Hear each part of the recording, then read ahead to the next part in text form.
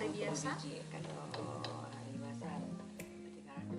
Pemirsa, inilah kue kekarah atau kue karah yang mirip seperti jaring berwarna putih kecoklatan dan berlapis-lapis. Banyak yang menyebut kue ini mirip sarang burung. Salah satu tempat pembuatan kue kering karah ini yang masih bertahan yaitu UMKM milik Makni, warga Gampung Cebrek, Kecamatan Tanah Luas, Kabupaten Aceh Utara. Kue kering legendaris ini sering hadir saat perayaan adat seperti hantaran lamaran, perkawinan, berkunjung ke sanak saudara ataupun di saat hari menjelang lebaran. Makni, selaku pembuat sekaligus pemilik usaha kue tradisional ini mengatakan dalam sehari dirinya mampu memproduksi 300 hingga 500 kue kekarah. Untuk harga satuan, kue karah ukuran kecil ini dijual seharga Rp1.000. Sedangkan satu kemasan dijual mulai dari Rp15 hingga Rp20.000. Pada momen hari raya atau acara adat dan kanduri Aceh, kue ini tidak pernah absen untuk disajikan. Sementara di hari-hari biasa, kue ini bisa dijadikan cemilan ringan sambil menikmati secangkir kopi. Kan besok ada perlu berapa pack, 60. Harus ada 4. Kalau nggak ada 4 nggak cukup. Sampai 4, 3, kadang-kadang tiap-tiap hari.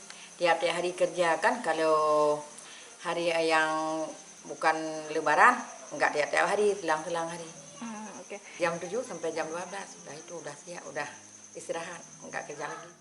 Muhammad Rizal, salah satu putra Nur Aini atau Makni yang sedang menggeluti usaha ini menceritakan usaha kue kekarah Makni sudah berdiri sejak tahun 1982. Selain rasanya yang enak, renyah, dan gurih, kue karah Makni khas Aceh ini juga banyak dipesan dari luar Aceh, bahkan hingga luar negeri seperti Malaysia. Kekarah Makni ini berdiri sejak tahun 1982 dan saya kembangkan mulai dari tahun 2016. Saya pertama pasarkan di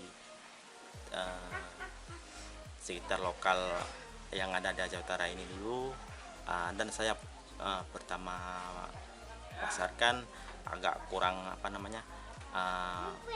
agak saya ragukan, ada banyak orang yang berminat, tetapi pas saya promosikan sama kawan-kawan, ternyata yang dirasakan alhamdulillah gurih dan enak. Sebelumnya kue karah ini hanya usaha rumahan, dimulai dari pesanan tetangga dan sanak saudara hingga kini mulai bangkit serta telah mengantongi izin dan sertifikat halal pada tahun 2020 lalu. Nah pemirsa, apakah Anda juga penggemar kue satu ini? Dari Aceh Utara, tim liputan melaporkan untuk Puja TV Aceh.